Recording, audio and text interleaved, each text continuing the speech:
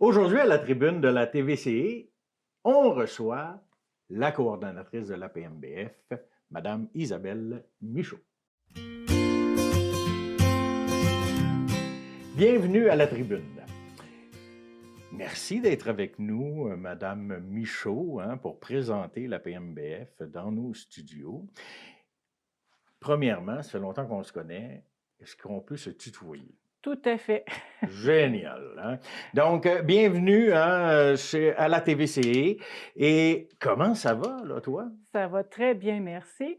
Je te remercie de nous accueillir. Je suis contente d'avoir la chance de venir parler de l'association avec toi. Merci beaucoup. Ben ça fait extrêmement plaisir, la TVCE est là pour les gens de la communauté et pour les organismes aussi. Là, moi, je te connais. Ça ne veut pas dire que les gens de l'érable te connaissent. Donc, qui es-tu, toi, Isabelle Michaud? Moi, en fait, j'ai commencé mon parcours, comme secrétaire caissière dans une quincaillerie. Par la suite, j'ai eu la chance, d'être maman à la maison pendant 8 ans de temps. Puis, j'ai retourné sur le marché du travail, mais comme mes compétences et mes connaissances en secrétariat étaient plus à jour, je suis retournée comme caissière. J'ai été couturière, vendeuse aussi dans des magasins. Puis à un moment donné, le parcours de la vie a fait en sorte que je suis retournée aux études à 42 ans. J'ai Mhm. commencé tout simplement en cuisine d'établissement parce que je voulais m'assurer d'avoir encore, de la facilité à apprendre, puis, ce qu'il fallait aussi là, l'intérêt qu'il fallait. Je me suis aperçue que finalement cuisine d'établissement, c'était pas pour moi. Donc, j'ai poursuivi en secrétariat, puis en comptabilité. Puis à un moment donné, c'est une ancienne collègue de classe qui a communiqué avec moi pour me dire qu'il y avait un poste qui se libérait auprès de l'Association des personnes malentendantes des Bois-Francs, qu'elle avait postulé, mais que malheureusement, pour elle, ça y convenait pas.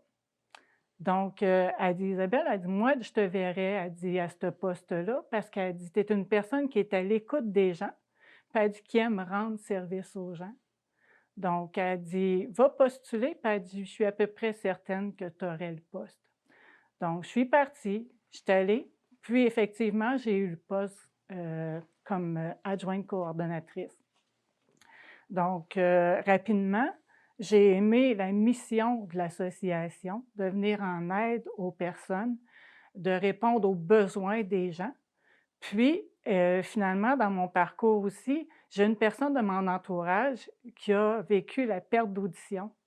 Donc, à OK. travers mon travail, ça m'a permis de guider cette personne-là sur les démarches à suivre pour avoir son appareil auditif, puis de mieux saisir les stratégies de communication à avoir avec cette personne. Donc, de crier après, je me suis aperçue que ça ne donnait absolument rien. D'être dans les pièces à côté et de tenter de lui parler, ça donnait absolument rien. Donc, je me suis aperçue rapidement qu'il fallait que j'attire son attention, que je lui fasse face pour qu'elle comprenne ce que je lui disais. Donc ça m'a permis d'aller chercher ces outils-là afin de faciliter ce moment-là avec cette personne-là. Je suis vraiment contente. Aujourd'hui, ça fait 8 ans, je suis sur mon X, j'aime mon travail. Eh ben, bravo, premièrement, pour un retour aux études à 42 ans. C'est quelque chose, Oh, donc félicitations.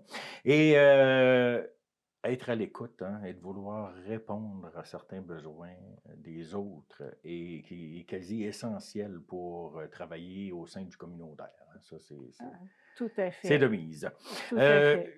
Tu l'as dit tout à l'heure en entrée de jeu, mais l'APMBF, là, c'est quoi ça, cet acronyme-là?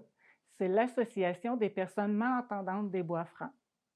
Et offre des services bois francs, parce que là, Plessisville n'est plus nécessairement dans les bois francs. Est-ce que vous offrez des services dans la MRC de l'érable aussi? Tout à fait, tout à fait. Nos services sont offerts sur le territoire de la MRC d'Arthabasca et des Bois-Francs. Génial. La mission de l'APMBF, personne malentendante, donc, Oui, disons-nous plus. oui, en fait, la mission de la PMBF, c'est de soutenir une personne en perte d'audition afin de demeurer intégrée à la société. Nous, on va lui donner les outils afin de faire en sorte que ses conditions de vie à la maison soient, de meilleure qualité et qu'elle ait, les stratégies de communication nécessaires avec son, entourage pour faciliter, là, les messages que ceux-ci vont lui livrer. Tu nous dis, Isabelle, là, que, hein, au niveau, de la maison, au niveau du chez-soi, au niveau professionnel, est-ce que vous pouvez apporter quelque chose? En fait, on pourrait faire une approche auprès, de l'employeur et du, personnel pour les sensibiliser sur les stratégies de communication à avoir avec la personne malentendante aussi. Ça pourrait être une possibilité, Bon. effectivement. On aimerait savoir d'où est-ce que ça part, cette association-là, Isabelle. En fait, le tout a commencé en 1987 avec la formation d'un comité provisoire.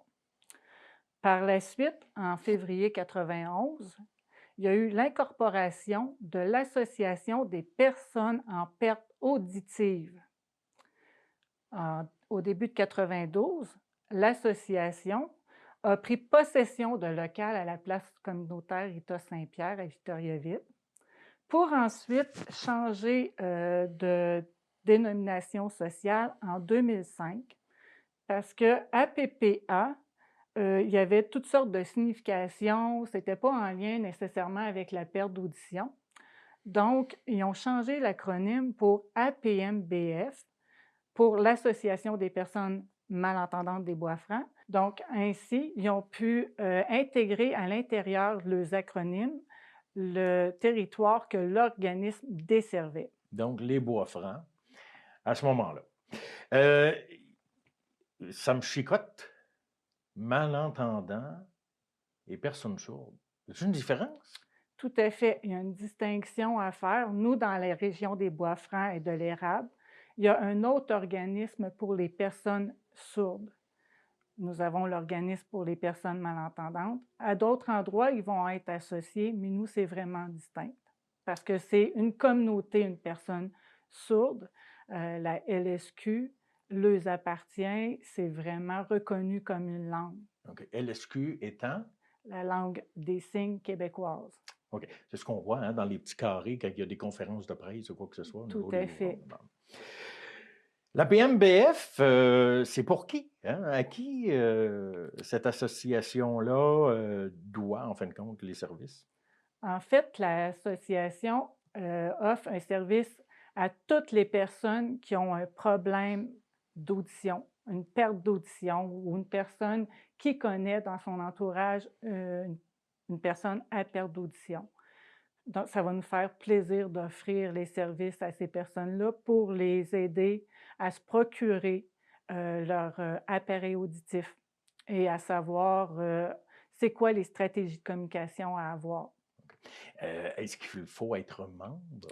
Pour avoir des informations, pas du tout. Ça nous fait OK. plaisir de les offrir à la population ou en général sans problème, sans frais. Cependant, si, ils veulent adhérer, il y a des coûts de 20 mais lorsqu'ils vont participer à des activités qu'on a, presque récurrents à tous les mois, il y a des frais et ces tarifs-là vont être réduits lorsqu'ils vont s'inscrire. Combien de membres a l'association On est présentement? rendu 101 membres dans l'organisme. 101 membres dans Bois-Franc érable, Tout dans à fait. Arthabasca érable. Ou est-ce qu'il y a d'autres activités là, reliées aux membres? Tout à fait. On a des déjeuners-rencontres avec, des invités conférenciers différents à chaque déjeuner. Puis on fait aussi des visites culturelles ou bien, touristiques. Donc, ça fait partie des activités qu'on fait et toutes les activités, les événements qu'on fait aux membres sont toujours adaptés pour que Ah, c'est important, hein, une association, justement. Donc, c'est comment vous adaptez? en fait, lors de notre souper bingo annuel, si on veut, pour s'adapter, on va dire à l'animateur de nommer, bien clairement le chiffre et de le décomposer. Et ensuite de ça, on va avoir un appui visuel aussi pour nous aider là, afin que ça facilite la compréhension, heu, de la figure à faire au bingo et du chiffre qui est sorti. C'est quoi les prix? C'est des beaux prix, là? Moi, là, qui aime le bingo, là, je pense Oh, que je vais aller jouer, là. je vais vous dire que oui, on a des Oui. beaux prix. L'année passée, on a été vraiment gâtés. Ma nouvelle collègue de travail a vraiment fait un beau travail. Elle a été chercher des commanditaires. Vraiment, là, on avait, je pense qu'il y avait une quarantaine de cadeaux, puis Ah, quand une même. soixantaine de participants. Fait que quasiment tout le monde est parti avec un cadeau à la fin de la soirée. Oui, Bravo. merci. Comme avec les autres personnes en interview, je ne veux pas parler de COVID, mais je le sais que les organismes, comme tout le monde, hein, ont dû faire des changements, ont dû s'adapter aussi à cette période. Donc, à la PMBF, là, qu'est-ce qui s'est passé? Nous, en fait, il a fallu qu'on se réajuste nous autres aussi parce que là, c'est ça, normalement, on fait des présentations dans les résidences de personnes âgées. On va aussi faire de la sensibilisation dans les écoles. Comme tout était fermé, on a changé notre méthode de faire, puis on a participé, on a fait une campagne de financement, en fait, avec des masques transparents. Oh. Donc, ça nous a permis de sensibiliser la population en général. On est allé jusqu'en Gaspésie avec nos masques. Oui, ça l'a fait fureur, je crois, cette Ça fait campagne-là, hein? vraiment fureur, effectivement. Puis, à travers ça, on avait le message de sensibiliser les gens sur l'importance de la communication à avoir avec une personne malentendante. Parce que vous comprendrez que le masque opaque était vraiment une contrainte pour eux, puisque plusieurs d'entre eux vont servir de la lecture labiale comme appui afin de compenser la perte auditive. Donc, nous, ça a été une belle campagne de financement qui nous a permis d'avoir une belle retombée économique, en En fait. plus, Effectivement, ah, un 2 pour 1, là. exact. La lecture labiale, c'est quoi cette affaire-là, exactement? En fait, c'est la lecture sur les lèvres, tout simplement. Puis, je OK. suis persuadée qu'un petit peu tout le monde au quotidien s'appuie de la lecture labiale. C'est curieux. Parfois, moi, à la farce, quand j'enlève mes lunettes, j'ai l'impression que j'entends plus rien. C'est que probablement, dans mon quotidien, je fais souvent appel à la lecture labiale, c'est-à-dire que je lis probablement beaucoup sur les lèvres. Ah oui, oui, on s'en rend pas compte, hein, on Non, s'en tout rend pas à compte. fait. J'ai vu et j'ai entendu aussi au niveau des appareils auditifs, là, vous pouvez faire quelque chose à ce niveau-là, hein? En fait, ce que nous, on va faire, ça va être d'aider la personne en perte d'audition à avoir la bonne information, les bonnes démarches pour pouvoir acquérir les appareils auditifs. Et par la suite, on va lui donner comme des pistes à suivre pour l'adaptation à leur appareil auditif, tel que si, admettons, tu viens de l'avoir, c'est important de prendre tout en note les sons qui t'agressent, les sons que tu n'entends presque pas, pour être bien préparé lorsque tu vas aller voir ton audioprothésiste et t'assurer que tu vas être en mesure de lui dire: «Écoute, moi, ce son-là, là, il est trop fort dans mes oreilles. Ce son-là, je ne l'entends pas.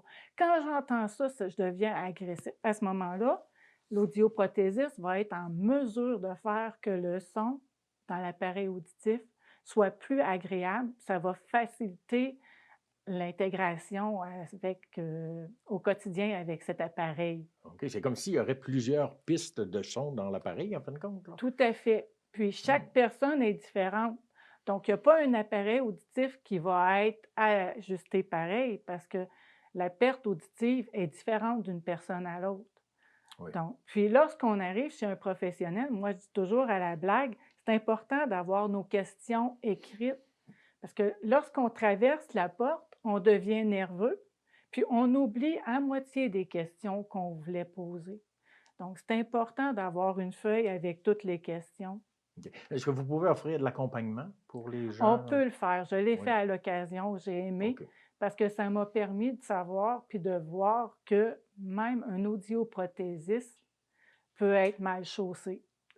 Ah, OK. On nommera Effect pas de nom ici quand même. Non, non, non, pas du tout. J'ai accompagné une dame et à un moment donné, l'audioprothésiste avait son appareil auditif dans la main, puis il s'adressait à la dame. Ah oui, OK. Donc, j'ai dû ramener l'audioprothésiste et lui dire: «Excuse, c'est que la dame, elle comprend pas ce que tu Ouais, lui c'est dis. ça, hein? Donc, il a réalisé, puis il était avec la face en plus par en avant.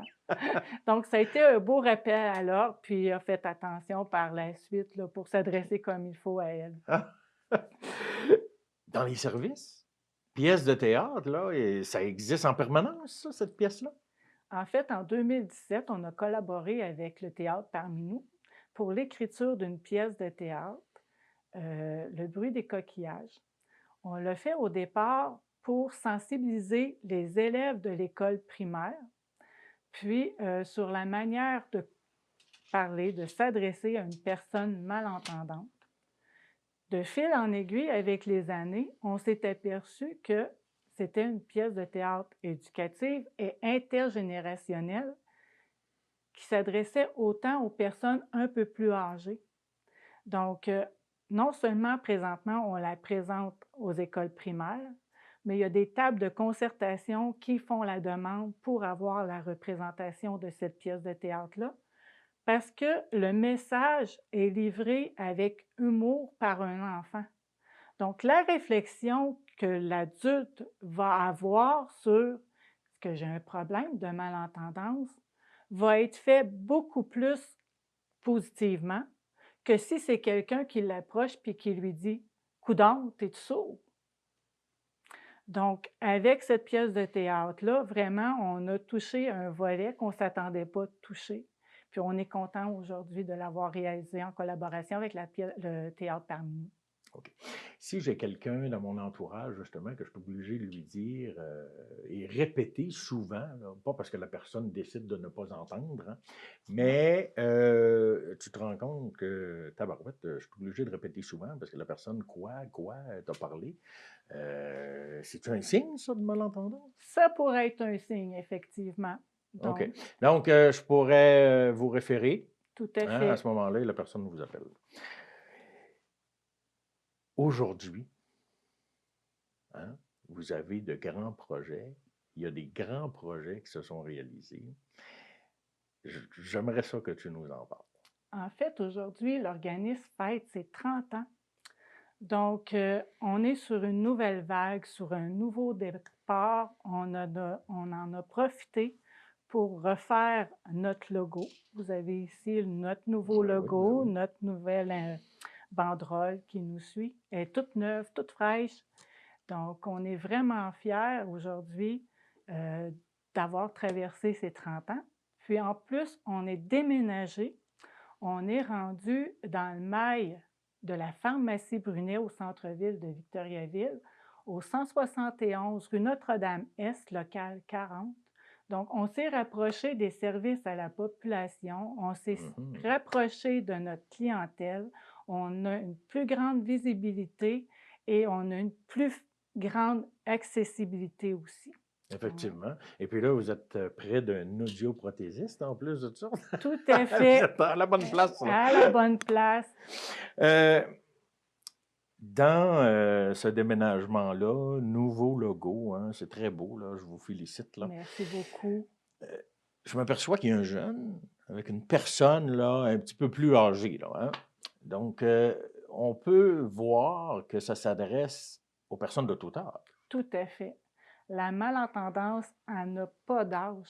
Ça n'a vraiment pas d'âge. Ça commence tout petit, puis jusqu'à la mort. Ça nous accompagne au quotidien. Puis, ça n'a pas fini de progresser, malheureusement. Ça ne fait que rempirer. Avec la technologie qu'on a aujourd'hui, les jeunes enfants sont vraiment affectés en plus bas âge. Ah oui? Oui, Qu'est-ce qui oui, fait, ça là, commence. je nous dis la technologie, là, qu'est-ce qui fait, là?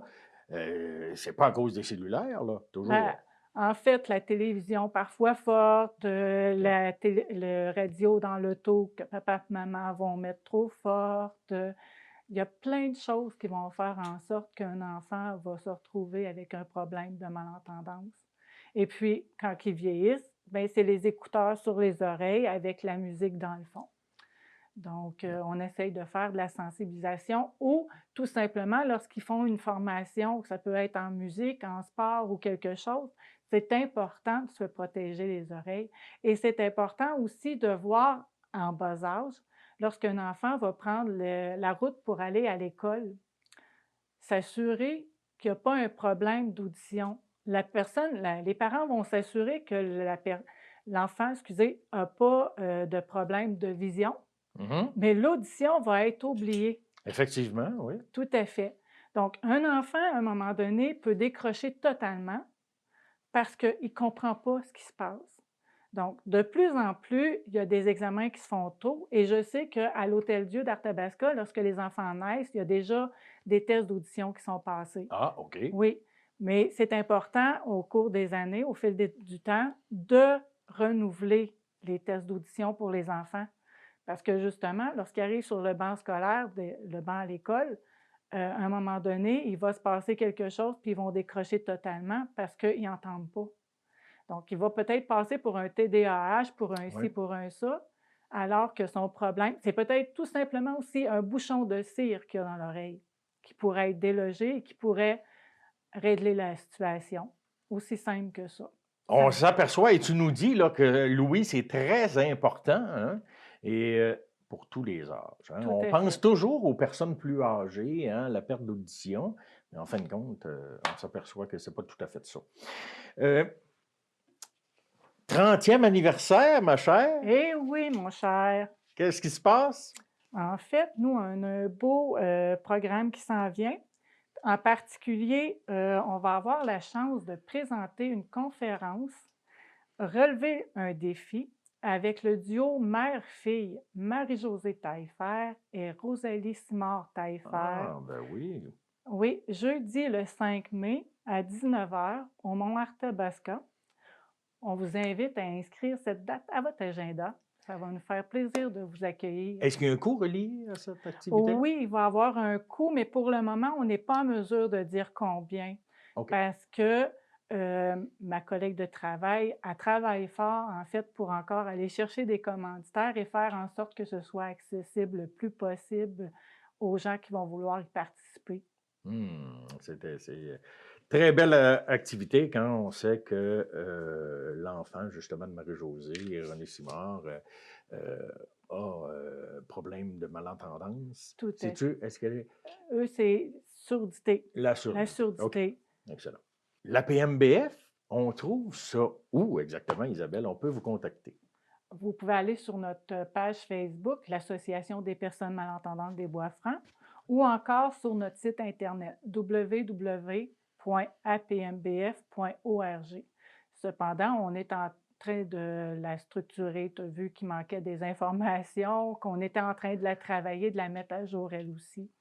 Donc, on fait notre possible. Oui, numéro de téléphone?